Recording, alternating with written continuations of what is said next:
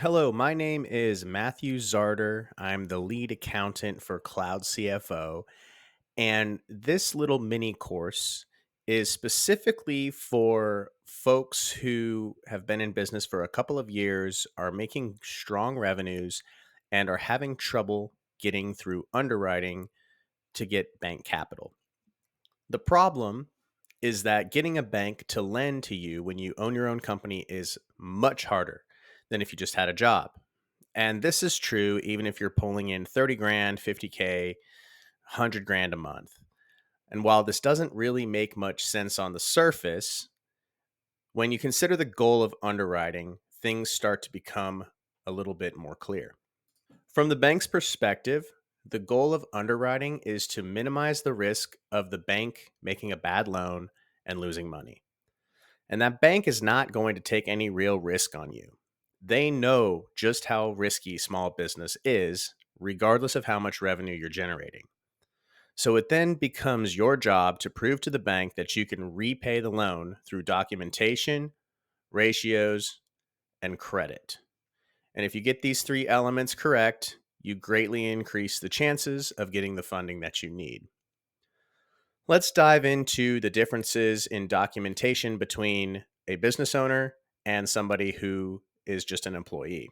From the bank's perspective, loaning to an owner is much, much more risky.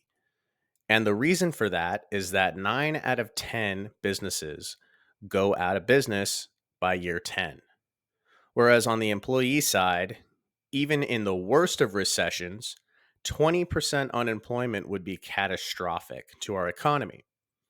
So, because of this, the bank takes a look at these two different scenarios and says, well, worst case scenario, the employee has an 80% chance of keeping their job and continuing to pay on this loan, whereas the business owner has a 10% or less chance of being in business 10 years from now.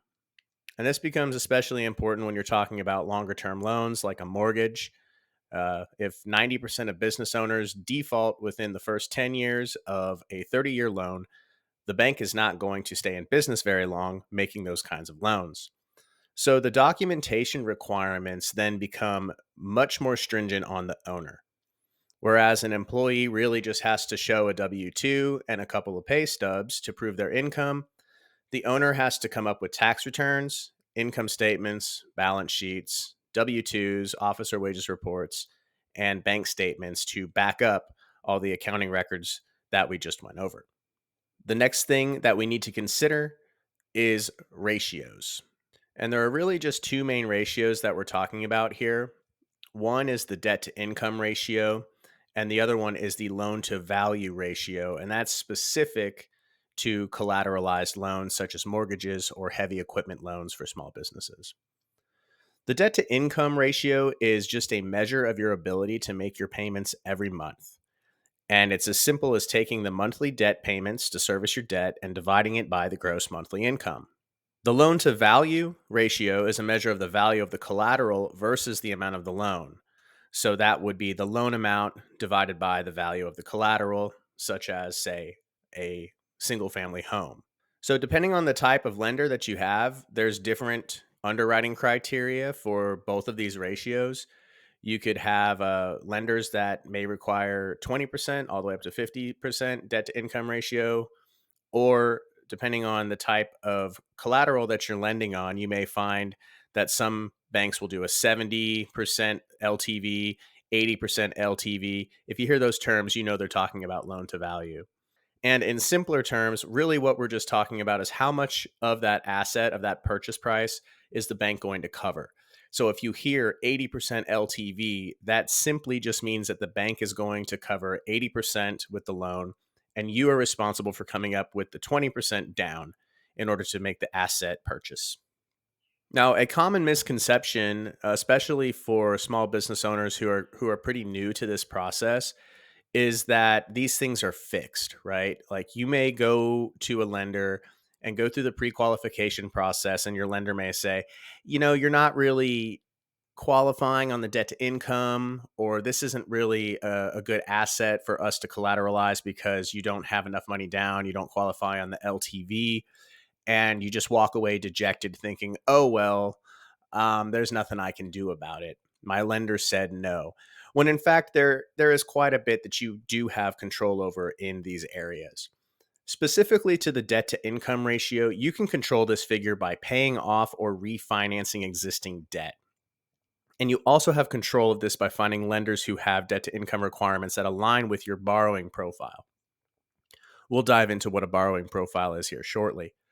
But if you think about it, let's say you have a bunch of high interest credit card debt, and to make your minimum payments every month, you have to pay those cards $1,000 a month. If you were to go get a 3 to 5 year unsecured loan from a bank, a debt consolidation loan, and pay all those credit cards off, you might be able to bring that payment from $1,000 down to $400.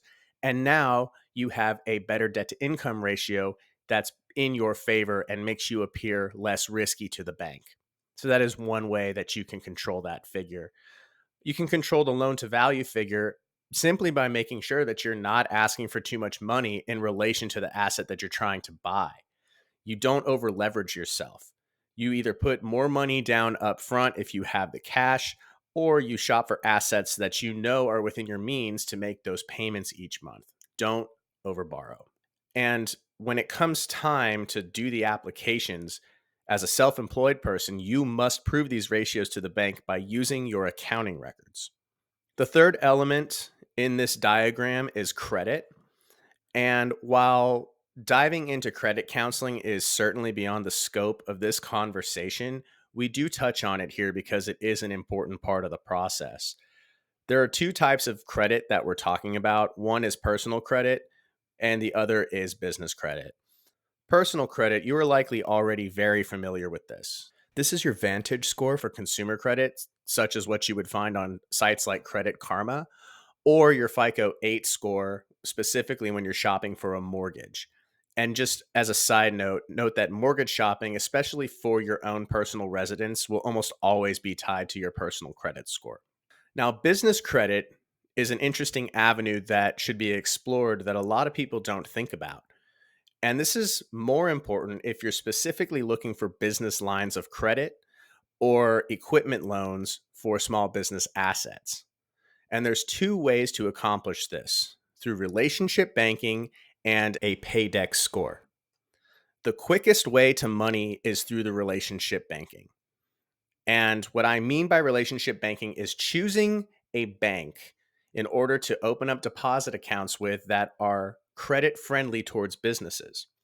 The way this works is, let's say you open up a bank account and you start depositing, 50,000, 100,000, $150,000 in sales every single month into this new bank account.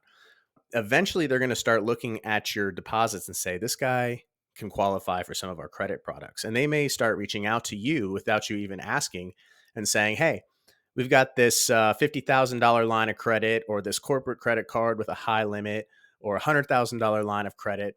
Would you be interested in taking advantage of any of these credit products? And the underwriting for this is much easier because all you're doing is making deposits, and the bank is just looking at your bank account and saying, this guy's making big deposits and we know that they can pay it back. So it just bypasses all the other underwriting trouble.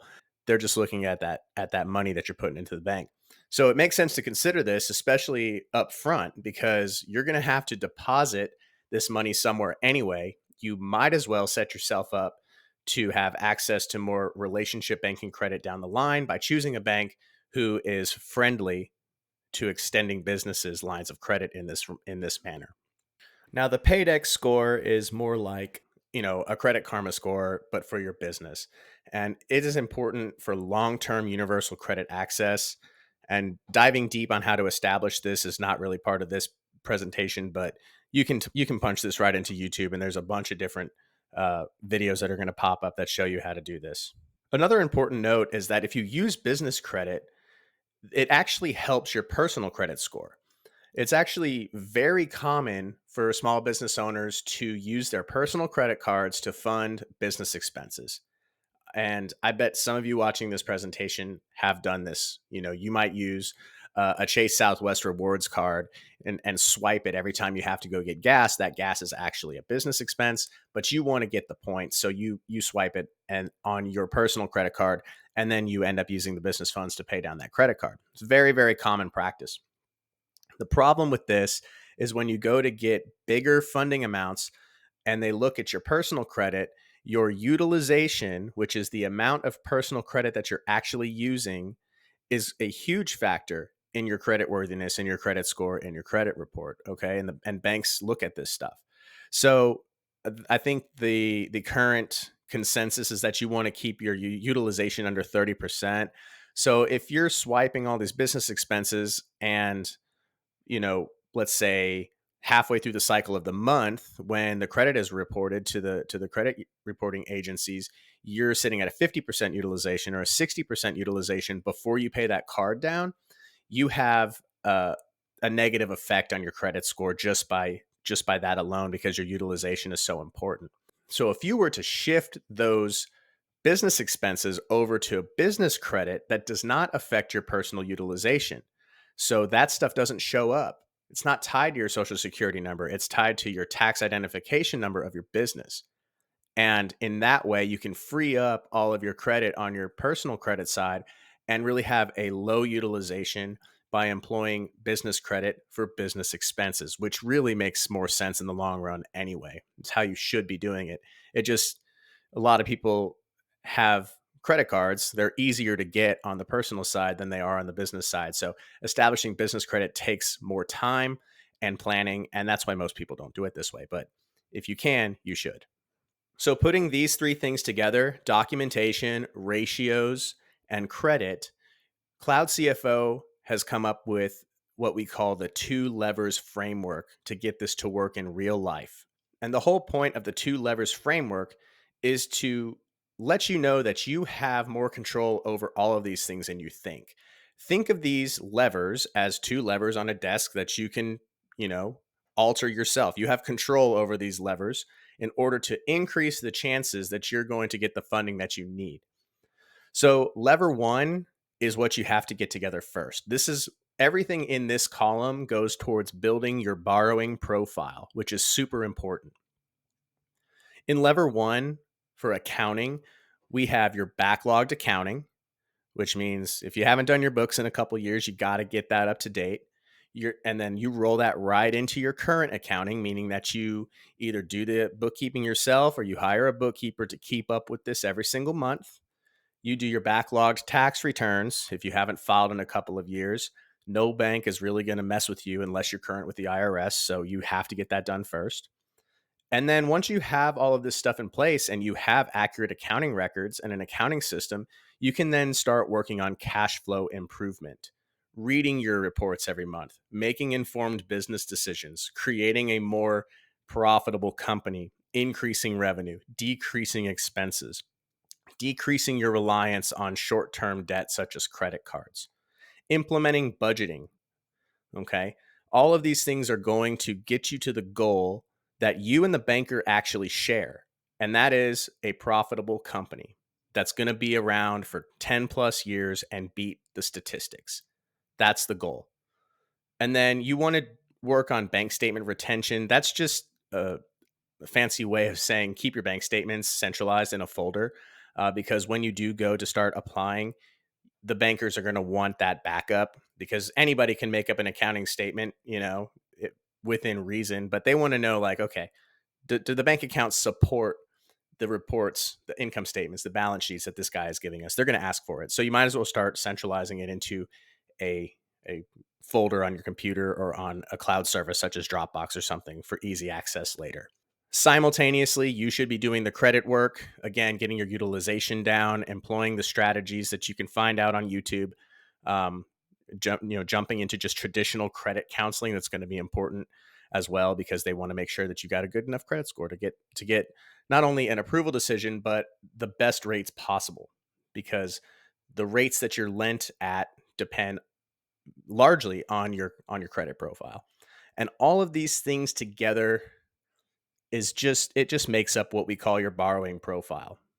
And that is a profile of the type of borrower that you are that can be evaluated by the banks in order to make a lending decision. And you want them to look at you and say, this guy is not a risk. We think that he will pay, he has a very high likelihood of paying this stuff back. So we're going to give him the loan. That's the goal. Once you have that in order, you move over to lever two, which is mass application.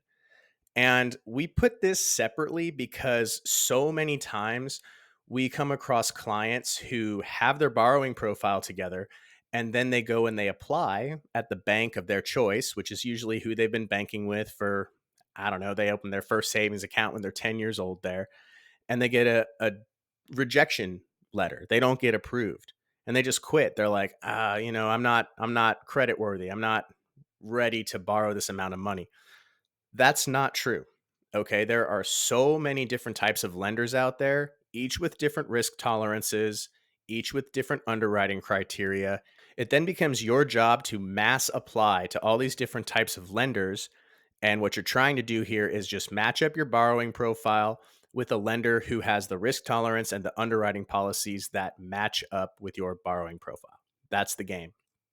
And this means that you don't just do one or two or three applications.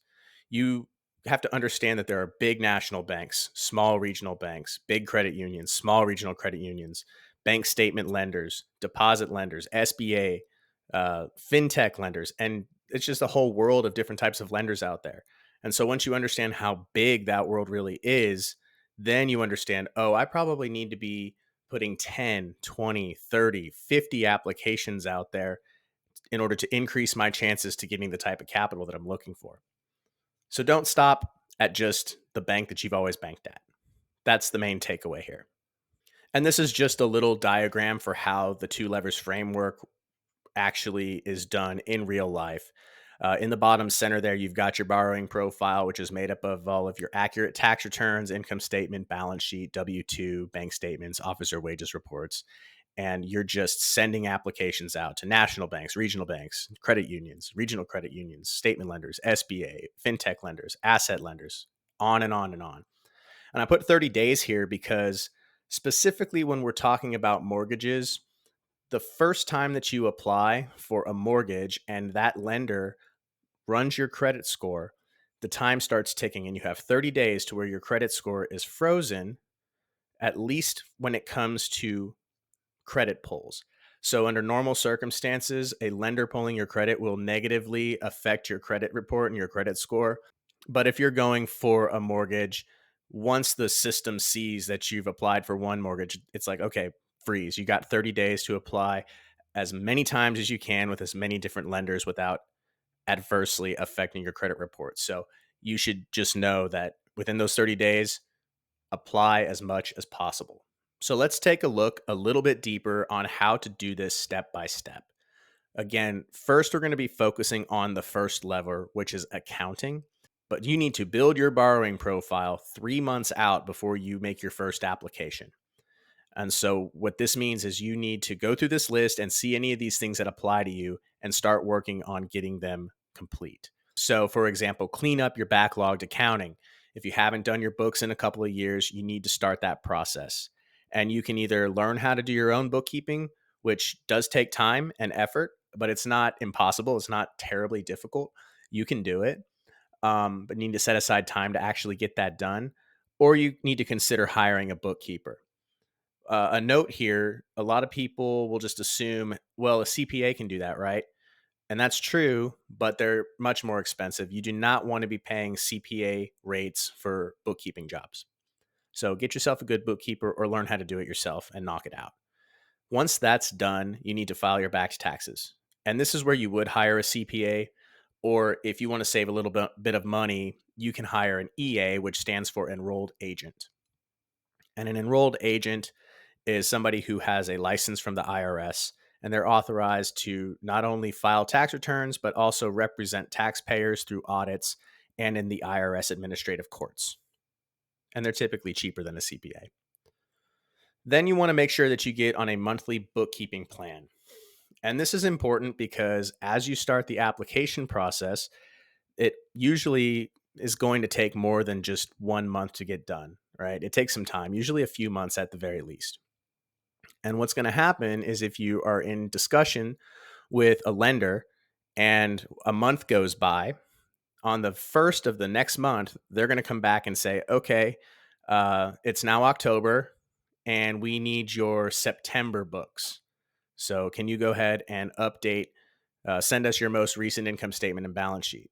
So if you're not keeping up with your monthly bookkeeping, you're not going to be able to have those documents ready when the bankers reach out and ask for a more updated documentation for your borrowing profile. So again, it behooves you to either learn how to do this yourself and keep up with it monthly, or hire a bookkeeper and stay on a subscription with that bookkeeper in order to ensure that your bookkeeping is up to date and accurate at all times.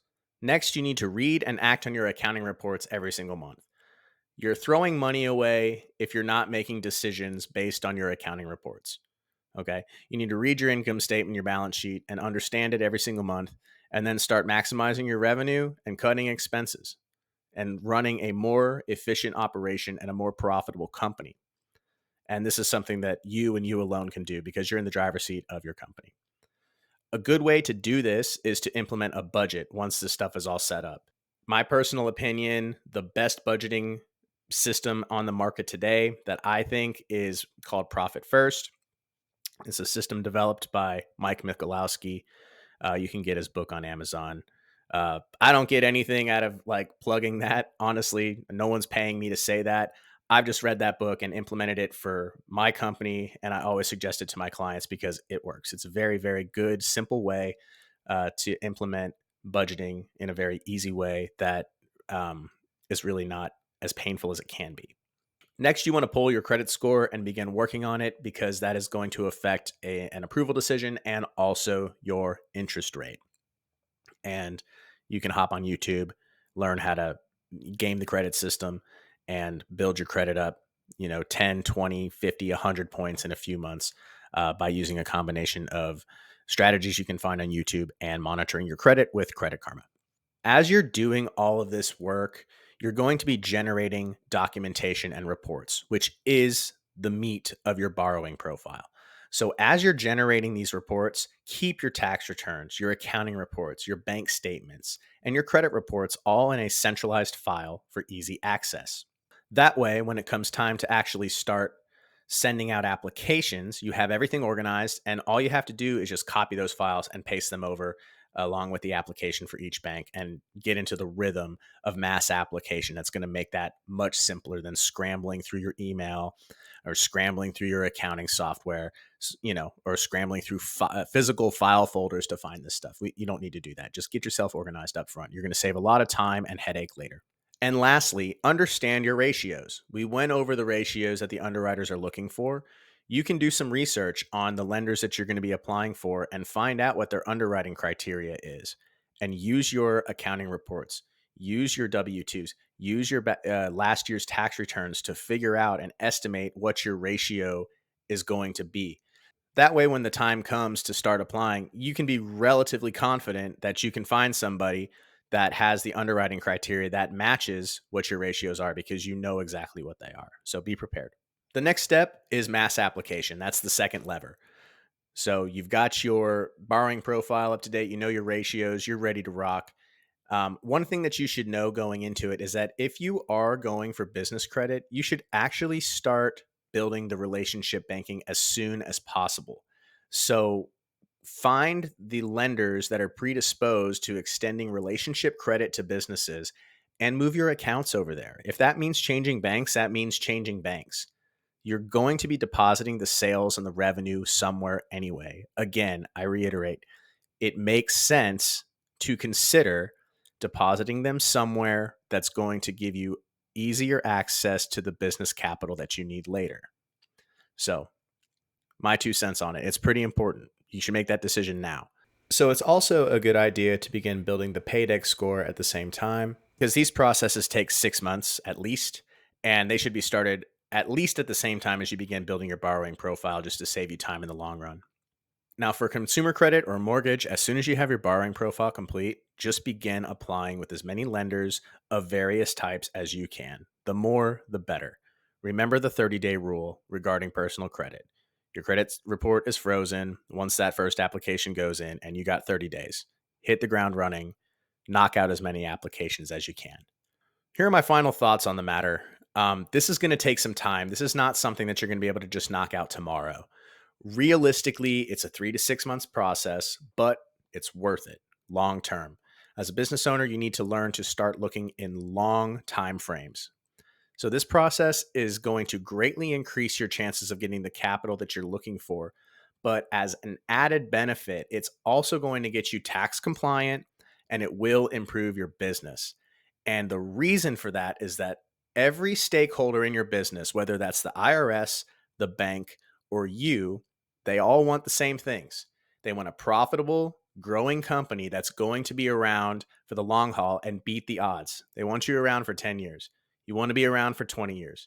You don't want to succumb to the 90% fate that all the other small businesses end up suffering because you're not prepared. So, having your accounting records current and reviewing your reports, making good business decisions with those numbers, implementing the budget strategies, and managing your business and personal credit are all high value activities that you can take as a business owner to greatly increase your chances of success in business, whether that's going for the capital that you need or just running a tight, profitable, growing ship, which is what you want, it's what the IRS wants, and it's what the bank wants. So, just knock this stuff out. It's long-term work that pays dividends. With that, I just want to thank you. I appreciate your time and attention. And my personal email is right there, matthew@cloudcfo.io. Feel free to reach out if you have any questions about how this stuff works. Thank you very much.